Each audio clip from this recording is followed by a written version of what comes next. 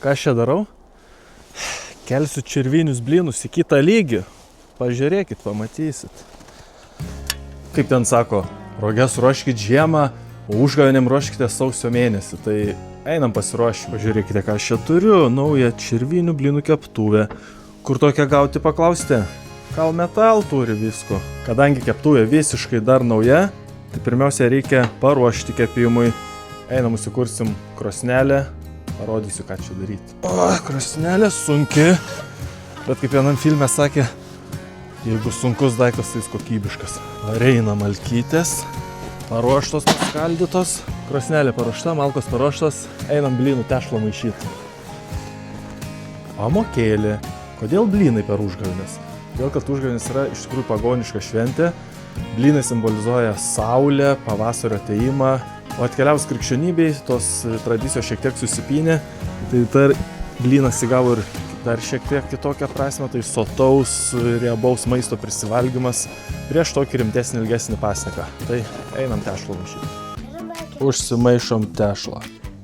Ką dedam pirmą? Kiaušinį. Įpilsit cukrų. Pilk. Cukrų. Proporcijas parašysiu aprašyme, tai nesijaudinkit. Pieną, pilk pieną.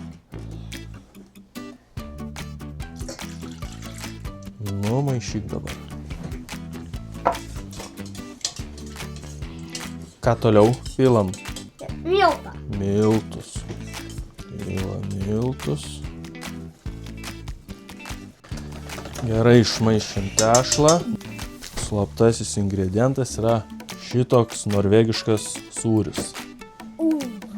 Jį reikia įtarkuoti, bet pirmiausia aš atsipjausiu jo gabaliuką. Jūs paskui pamatysit, kam aš tą padariau.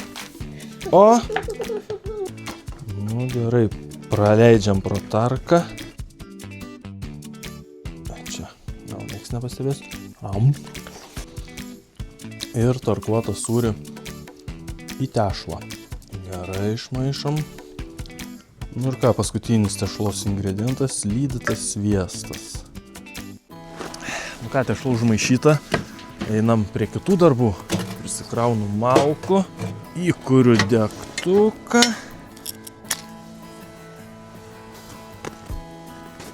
Tebūnė liepsna. Nu man, žinokit, laužas, tai aš žiūrėčiau ir žiūrėčiau. Kažkokia ramybė. Bet nėra kada čia ramiai stovėt. Pirmiausia, dedu tokį rinkių laikiklį vadinamą.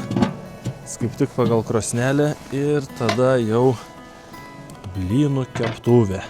Parodysiu šiek tiek, kaip su krosnele kontroliuoti kaitrą. Matot, ugnis kaip eina. Ir turim sklendę. Aš ją pridarau, minimaliai paliekam. Ir ugnis slopsta. Aha. Jau matau, kad čia mums staliuko trūksta. Einu pasirūpinti. Kadangi aš dešiniarankis, tai darom taip. Tu čia, o tu čia. Opa. O, kaip čia buvus. Keptuvės paruošimas kepimui. Įkaitinam abi pusės. Atidarom. Turiu aš čia kiaulės taukų. Ištepu abi pusės. Ir pirmas blynas. Ir uždarau. Pirmas blynas kepa gerai. Žiūrim, kas iš jo gavosi. Ui. Opapa. Plyšo. Gražuolis. Gal blogai ištepiau. Tai pirmas blynas. Iš širdutės iškart susilūžta traškus. Bet pirmo blyno jokių būdų nevalgykit. Nes čia nukepė visokie techniniai aliejai riebalai. Vištom bus. O, viskas. Paukščiukam vištom. Ką nors sugalvosit. Ir uždarau. Tegul kepa. Nu, šitas eisi valgytinų sąrašą. Jie tokie traškus. Labai gražus. Man jau patinka. Neiškenčiau vieną gabaliuką, atsilaužiau. Žiauriai skanus. Mes turim elektrinę keptuvę tokių blynų. Nėra ką lyginti. Čia traški išorė ir minkštas vidus. Wow.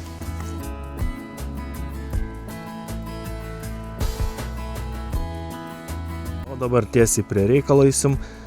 Bus vafliai, čirviniai blynai su įtarkuotu norvegišku sūriu. Kodėl aš vis pridedu tą norvegišką sūris? Nes jisai kilęs iš Norvegijos. Kažkada seniai kalnuose ūkininkai padarė ožkos sūrį, lieka išrūgos. Ir tas išrūgas kaitindavo ilgai, kol išgaruodavo vanduo ir laktozė karamelizuodavosi, gaudavosi tokia kaip pas mus rududų masė. Kas svarbiausia čirvinių blynų kepime? Lašinys ant šakutės. Ištepam gerai abi pusės keptuvės. Čia tešlos pilasi nemažai. Dideli blynai. Jopapa. Blynas šneka. Kažką burbuliuoja karštą turbūt. Mano šeima tą sūrį pirmą kartą paragavom gal prieš 10 metų. Brolio šeima atsiuntė iš Norvegijos. Mums iš karto labai patiko. Jums nereikia Norvegijoje nei giminių, nei patiems važiuoti į Norvegiją. Lietuvoje galite įsigyti tokio sūrio, kurį aš jums rodžiau. Visose didžiosiuose prekybos tinkluose. Verta paragauti, kas nesat ragavę. Taigi, kartojimas mokslo motina. Dar kartą įkaitinau dangtį, apverčiu, abi pusės ištepu riebalų, metu svorį, deginu lašinius. Pilu tešlos ir uždarau dangtį. Kadangi dangtis jau įkaitęs, nereiks keptuvės apversti. Tiesiog atidarysim ir išimsim blyną.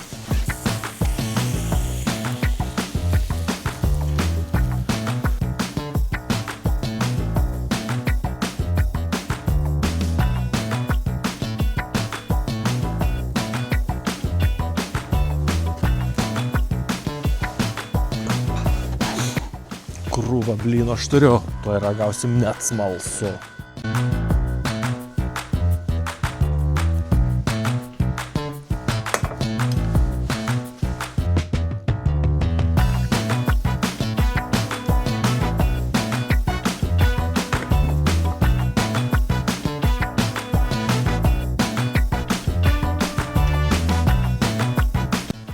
Kad apetitas geresnis būtų, gražiai susidėjom viską. Dabar paragausiu, kurie skaniau.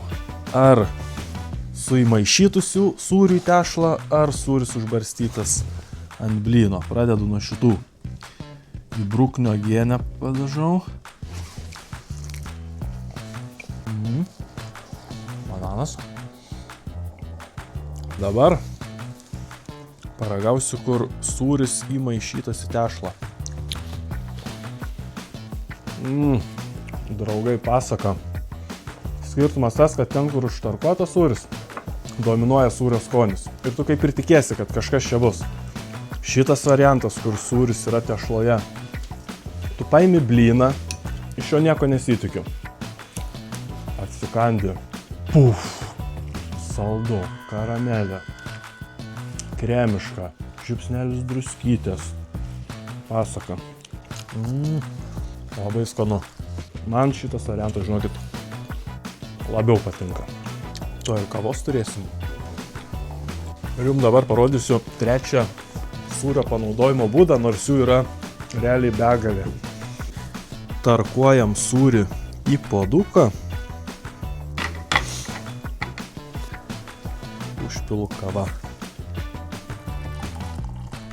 Einam. Paragausim blynų su norvegišku sūriu ir kavos su norvegišku sūriu kavoje. Sakė, daro ir latė.